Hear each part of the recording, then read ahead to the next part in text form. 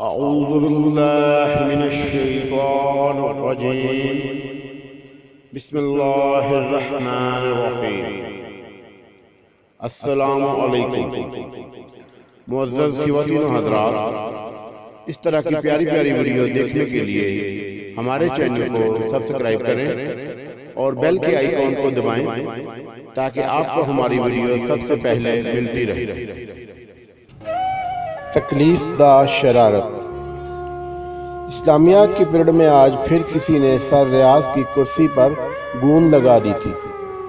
جب وہ 8ویں جماعت کے لڑکوں کی حاضری لینے کے بعد تختہ سیاہ پر کچھ لکھنے کے لیے کرسی سے اٹھنے لگے تو کرسی ان کے کپڑوں سے چپکی ہوئی تھی۔ یہ منظر دیکھ کر ساری کلاس کی ہنسی چھوٹ گئی، لیکن ریاض صاحب نے اس کا بالکل بھی برا نہیں منایا اور لڑکوں کو سبق کی اہم باتیں تختہ سیاہ پر لکھ کر سمجھانے لگے۔ خالد یار فرید، اسلامیات کے استاد ریاض صاحب نہ جانے کس مٹی کے بنے ہوئے ہیں، ہمارے آئے دن کی ان کی شرارتوں کا کوئی نوٹس ہی نہیں لیتے اور ایسے ظاہر کرتے ہیں جیسے کچھ ہوا ہی نہیں۔ اس نے خالی پیریڈ میں ساتھ والے بینچ پر بیٹھے اپنے ہم جماعت فرید سے کہا۔ فرید سمجھانے والے انداز میں: ہر بات کی ایک حد ہوتی ہے، مجھے ڈر ہے کہ کسی روز تم پکڑے گئے تو ریاض صاحب اگلی پچھلی ساری کسریں نکال دیں گے۔ خالد: چھوڑو یار، وقت پڑنے پر دیکھا جائے گا۔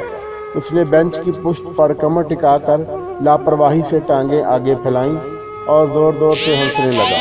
چھٹی کا وقت ہوا تو ریاض صاحب نے نائب قاصد کے ذریعے 8ویں جماعت کے مانیٹر سراج کو بلا بھیجا۔ سراج کو حیرت ہو رہی تھی کہ آج ریاض صاحب نے اسے سٹاف روم میں کیوں بلایا ہے۔ وہ اپنی کتابیں سمیٹ کر نائب قاصد کے ساتھ چل دیا اور تھوڑی ہی دیر میں وہ ریاض صاحب کے سامنے تھا۔ ریاض صاحب: سراج بیٹھ جاؤ، انہوں نے قریب رکھی ہوئی کرسی کی جانب اشارہ کرتے ہوئے کہا۔ سراج جھجکتے ہوئے ریاض صاحب کے سامنے بیٹھ گیا اور دل ہی دل میں سوچنے لگا، خدا خیر ہی کرے۔ ایسے میں ریاض صاحب کی آواز کمرے میں بلند ہوئی: سراج، کیا تمہیں معلوم ہے جماعت کا کون سا لڑکا روز بدتمیزی کرتا ہے؟ سراج گڑبڑاتے ہوئے: جی نہیں، ہاں نہیں۔ ریاض صاحب: تم شاید اپنے دوست کو سزا سے بچانے کے لیے صاف جواب دینے سے گھبرا رہے ہو، لیکن مجھے معلوم ہے یہ ساری حرکتیں کون کرتا ہے۔ تم سے صرف یہ کہنا ہے کہ اسے بتا دو کہ میں کسی بات سے لا علم نہیں ہوں اور نہ ہی میں مار پیٹ اور تشدد کا قائل ہوں، کیونکہ میرا ماننا ہے کہ اگر کسی کی اصلاح تعلیم و تربیت سے کی جا سکتی ہے تو اس پر سختی کرنے کی بجائے فائدے کے نقصان ہوتا ہے۔ انہوں نے بات جاری رکھتے ہوئے سراج سے مزید کہا: مجھے بس یہی کہنا تھا، چھٹی کا وقت ہو رہا ہے، اب تم بھی گھر جاؤ۔ جمعے کا دن تھا۔ سراج نے ناشتہ کرتے ہی اپنی سائیکل پکڑی اور تیز تیز پیڈل چلاتے ہوئے خالد کے گھر کی جانب روانہ ہو گیا۔ جلد ہی وہ خالد کے گھر کے سامنے تھا۔ دروازہ کھٹکھٹایا تو خالد ہی گھر سے باہر آیا۔ خالد: آہا سراج، آج چھٹی کے دن صبح ہی صبح میرے گھر کیسے آنا ہوا؟ آؤ نا ڈرائنگ روم میں بیٹھتے ہیں۔ خالد نے سراج کا ہاتھ تھام کر اندر جاتے ہوئے بات جاری رکھی۔ اور یہ آتے ہی کیا سنجیدہ موڈ بنا لیا ہے تم نے؟ ایسا کرتے ہیں کہ چائے کے بعد کھیل کے میدان میں چلتے ہیں، اس طرح تمہارا موڈ بھی ٹھیک ہو جائے گا۔ سراج بے حد سنجیدگی سے: بات یہ ہے خالد میاں، ہر چیز کی ایک حد ہوتی ہے۔ خالد سراج کی بات کاٹتے ہوئے سنجیدہ لہجے میں بولا: سراج، تم کہنا کیا چاہتے ہو؟ کھل کر بات کرو۔ سراج: تم اکثر اسلامیات کے استاد ریاض صاحب کے پیریڈ میں ان کی کرسی پر گوند چپکا دیتے ہو یا کوئی اور شرارت کرتے ہو۔ تم سمجھتے ہو کہ ریاض صاحب کو کچھ معلوم ہی نہیں کہ یہ شرارت کون کرتا ہے؟ خالد یقین بھرے لہجے میں: میرا تو یہی خیال ہے۔ سراج: یہ تمہاری بھول ہے، ریاض صاحب نے کل چھٹی سے پہلے مجھے سٹاف روم میں بلا کر تمہاری ایک ایک شرارت کے متعلق۔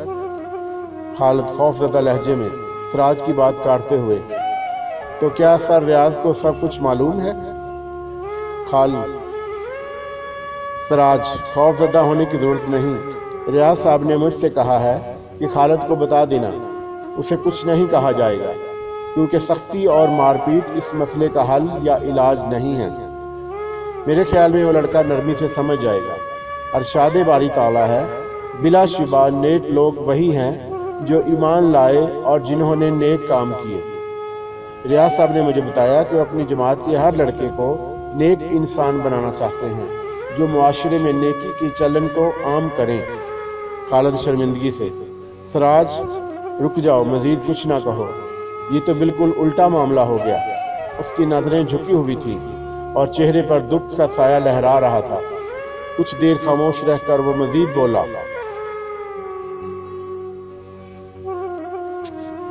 میں تو ہر وقت سر ریاض کو تنگ کرنے کے لیے موقع کی طاق میں رہتا ہوں، لیکن آج مجھے احساس ہو رہا ہے کہ وہ تو بہت عظیم انسان ہے۔